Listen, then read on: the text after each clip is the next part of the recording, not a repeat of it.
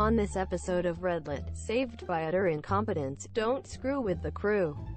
Saved by utter incompetence. I'm not certain that this story belongs in our ProRevenge. Although I did get the satisfaction of seeing the perpetrator getting the absolute bollocking of a lifetime from his boss. That particular aspect is really only tangential to this story. Suffice it to say that he got his just desserts and faded into obscurity shortly afterwards. So one could argue this is really pro-revenge by proxy. Be that as it may, I hope you enjoy one of the most bizarre tales from my career. And if anyone can suggest a better sub for this post, please let me know in the comments. So, without further ado and for your philosophical and intellectual pleasure, // The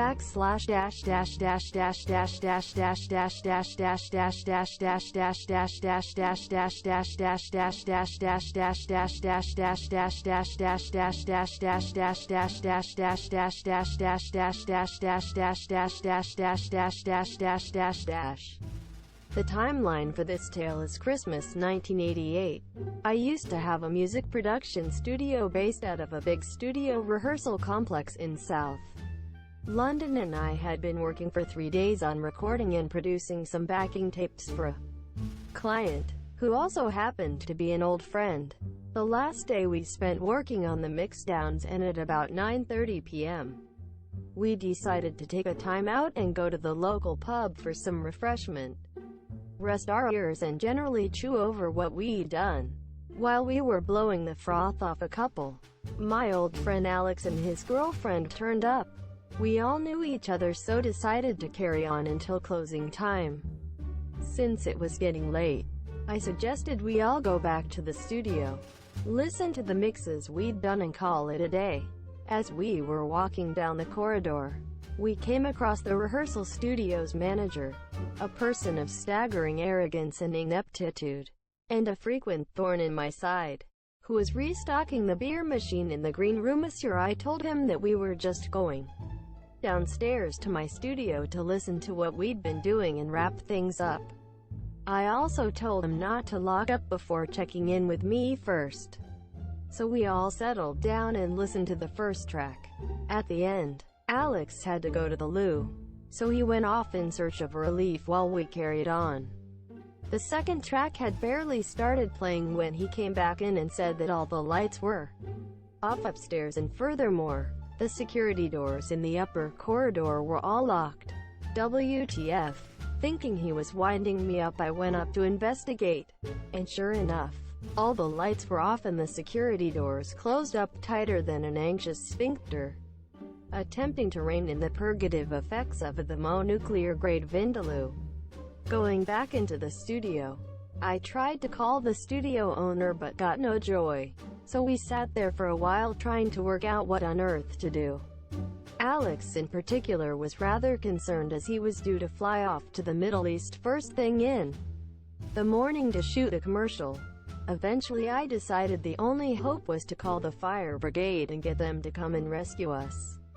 20 minutes went past. No fire brigade. 30 minutes. Still no joy. By this time, I had lost my patience, so grabbing my toolbox, I went upstairs to the fire exit, which had been chained up, and proceeded to dismantle the entire emergency panic bar exit mechanism from the inside.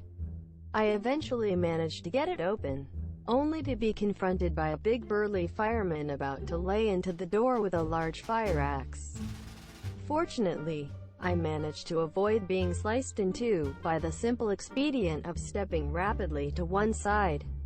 The rest of the firemen entered and checked out the rest of the building while I regaled the lead officer with our tale of woe, much to his evident amusement.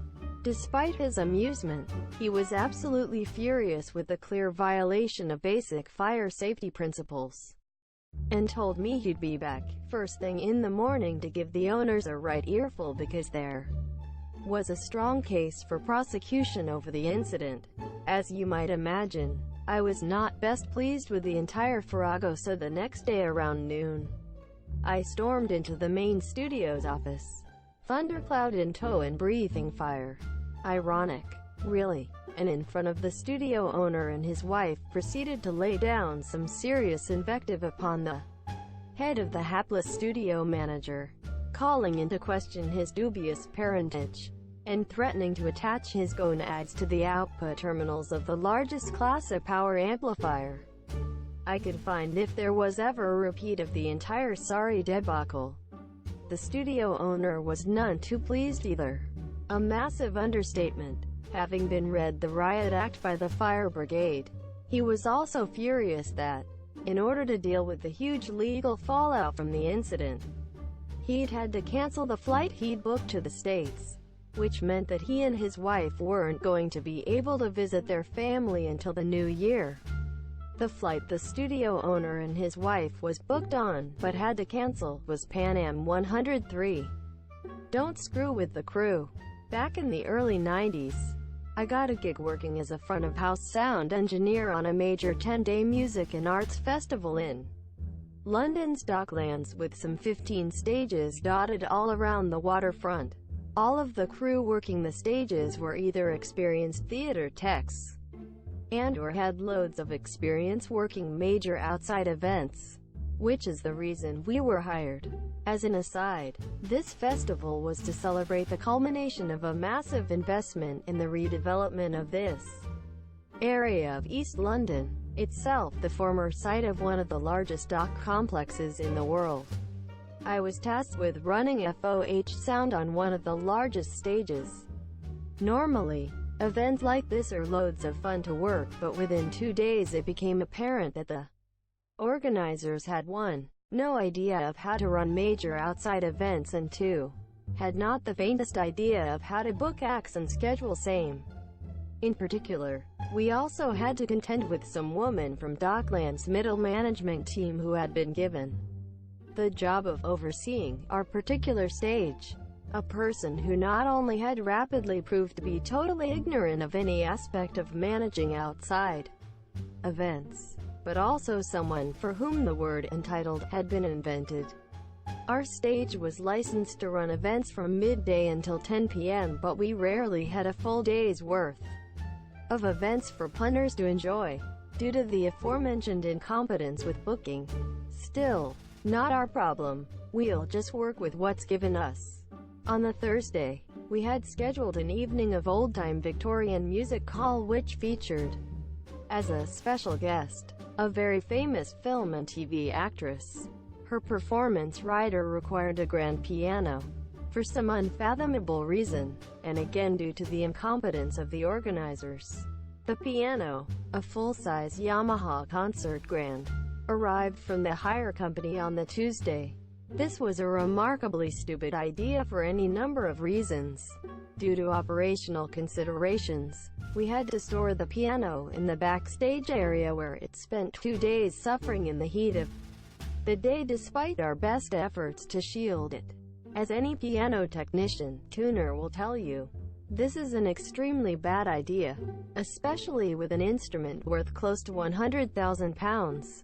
Almost as bad was the fact that our area was little more than a roughly graded building site. The ground was covered in hardcore rubble fragments around the size of hen's eggs. Very uncomfortable to walk around on, even with proper work boots, which also kicked up loads of dust and other detritus. Not the sort of crap you want floating about gumming up the works of a very expensive concert grand. Now let me properly set the scene. It's midsummer, very hot, and our venue is a large circus-style tent with around 800 seat capacity. The cast of the show, along with our august star, were due to turn up at around 1 p.m. to conduct a production rehearsal so we could sort out sound and lighting cues for the show. The main cast duly turn up on time, and we start sorting out their technical requirements. Pretty simple and nothing that we're not used to. At about 1:30 p.m., our star turns up sporting dark glasses and an immaculate couture. As anyone who's worked in this industry knows, the initial interaction with a major A-list star vis-a-vis their technical requirements can go one of 2 ways. Full Monty Diva, or let's go with what we have. Her first demand was that the piano be dropped off the front of the stage so that she could maintain an eye line while standing right downstage, both with her pianist and with the audience. The stage was about 4.5 feet above ground level and would have required at least 8 burly lads to safely shift a full-size concert grand off the deck. Also not a good idea since it had been tuned that morning, and moving it would have almost certainly caused the tuning to go out of whack. I delicately pointed out that doing so would be in direct violation of both health and safety and fire regulations, as per our written policy, as it would have put the piano in both the fire lane and close to one of the primary emergency exits from the venue. Thinking rapidly, I then suggested that we place the piano as far downstage as physically possible, in that she paged herself 3 or 4 feet upstage so that she could still glance over and take cues from her MD whilst still taking in the audience. The tension was palpable. After a few seconds' consideration, she replied, "No problem. I can work with that." Phew. No sooner than this crisis had been averted than the Docklands rep rocked up. I remind you, gentle reader, that this person had absolutely zero knowledge about how to run an outside event. She had also been a major thorn in our side for the previous week, trying to micromanage proceedings in the venue in order to big herself up in front of her bosses. We, of course, completely ignored her suggestions, but in such a way as made her think she was in charge. Trust me, she wasn't. She had also been inexcusably rude to virtually every single member of the crew from day one, and had over the days previous reduced several of them to tears. Production crews don't take kindly to our own being treated in such a cavalier fashion, and while we're generally fairly thick-skinned, there comes a point where we want to get our own back. Believe me, after a week of constant abuse, we were coming up with creative ways of disposing of the body. Although we didn't realize it at the time, our savior was at hand. But I digress. Obviously starstruck, she announced in gushing tones that she would be taking personal charge of our star's every need, in that we were not to concern ourselves with that aspect. Indeed, we were to keep our place, as we were only the hired help. Our stage manager, who was at that time sweeping the stage, bridled at the suggestion and made as if to use his broom to beat the brains out of this woman.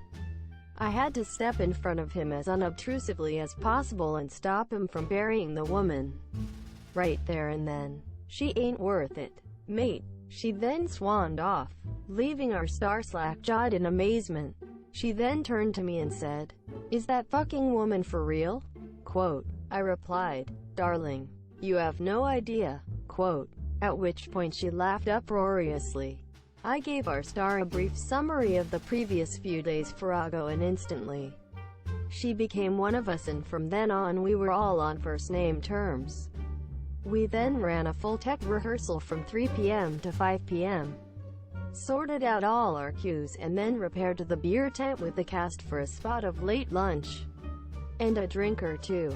The show was scheduled to kick off at 7:30 p.m. At around 6 p.m. the Harridan reappeared to overlook the situation. She noticed that we had all the sides of the tent raised in order to get some air flowing through. Remember, it's midsummer and it's currently low to mid-80s.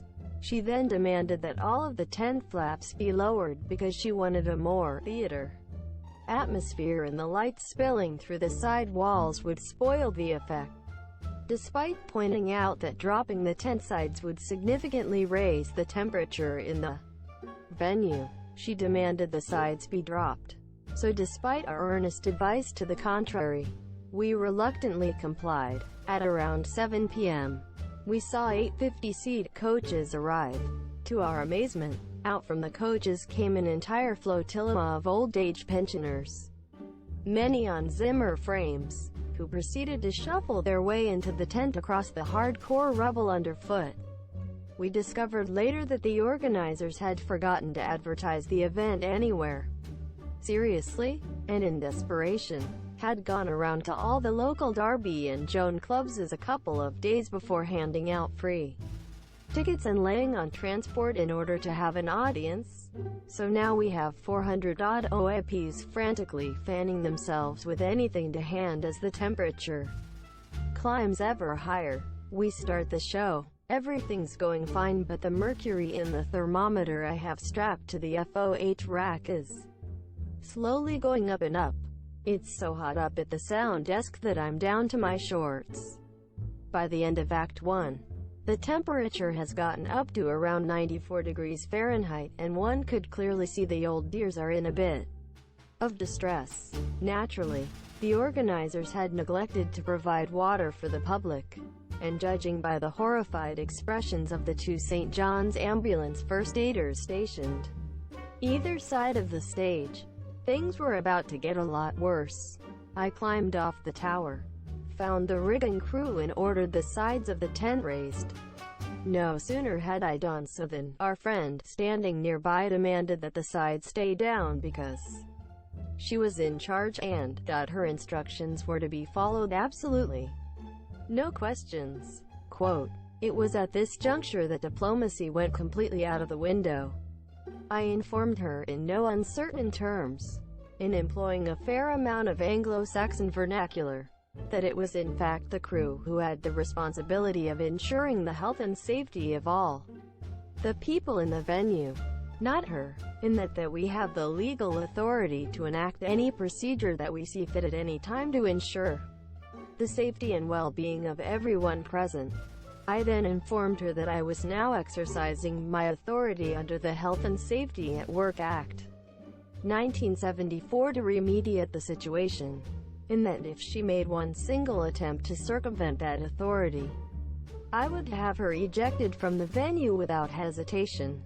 She then got in my face and screamed, "I'm in charge." Quote, "No strike 1. No strike 2. Instant strike 3. I glanced over at two of our security crew who had been hovering in the background with huge, shit-eating grins on their faces, who then stepped up either side of her, defeated, but complaining like a banshee with a terminal case of hemorrhoids. She was escorted off the premises in short order. By the time Act 2 kicked off, we'd gotten the temperature down to a more manageable low 70°F, much to the appreciation of our audience, and the rest of the show went off without a hitch. After the show, cast and crew, including our August star, repaired to the bar for a well-earned drink. Moments later, you know who appeared and in imperious tones informed us that our star was to be the guest of honor at a VIP reception for the various Docklands bigwigs. With a tinge of regret for having our fun curtailed prematurely, we said our goodbyes to our star. Now it gets interesting. Not 10 minutes later, she storms back into the beer tent with a face like absolute thunder. Taken somewhat aback by her reappearance, we inquired as to why she had returned. "That fucking woman. She drags me off to this so-called VIP party. I get there and all that's there are 2 fucking plates of curled up ham sandwiches and 2 fucking boxes of cheap wine from Sainsbury's. How the holy fuck did she get this job? I gave her a right bloody earful and came back here because I'd much rather drink with you guys." At which point she calls the barman over and orders a round for the entire crew. We spend the rest of the evening chatting away like old friends. She regaled us with stories of her life, and she was gracious enough to listen to some of ours. Despite us trying to buy her a drink, she refused point blank and picked up the entire bar tab for the rest of the evening on the basis that, "You've had to put up with that fucking evil bitch all week. The least I can do get you folks a drink." Quote, "All good things must come to an end, and at the end of the evening, her chauffeur turns up to take her home. She embraces all of us as old friends. She hugs me, plants a big kiss on my lips and thanks me. Whereupon I comment, 'You have just fulfilled a boyhood dream.' Again, that uproarious laugh. She looks at me and says, 'Don't let that fucking bitch get you down. Leave it to me.'" Quote, I later discovered through the back channel some weeks later that our bête noire had been fired from her 5-figure job for her monstrous screw-up. primarily because our star's agent had ripped the organizers a new one in very short order.